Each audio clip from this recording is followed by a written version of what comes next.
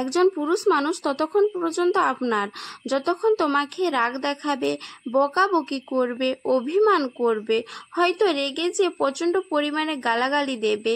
আর একটা পুরুষ মানুষ যখন চুপ হয়ে যায়, ভেবে নিবে তখন তুমি তাকে হারিয়ে ফেলেছো।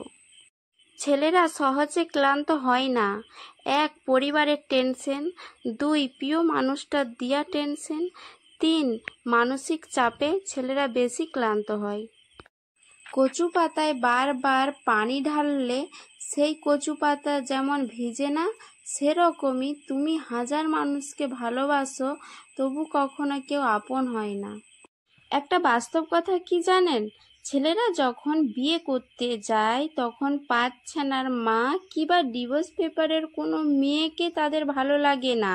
আর যখন তারা প্রক্রিয়া করতে যায় না, তখন পাঁচছানার মাকেও তাদের কাছে মনে হয় যেন নায়িকা নায়িকা। স্বামীর সাথে ভুলেও এই 3টি কাজ কখনো করবেন না, না হলে তুমি ধ্বংস হয়ে যাবেন।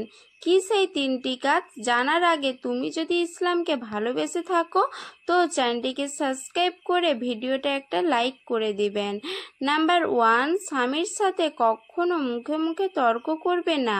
নাম্বার 2, স্বামীর সাথে কখনো মুখে মুখে জিরির করবে না।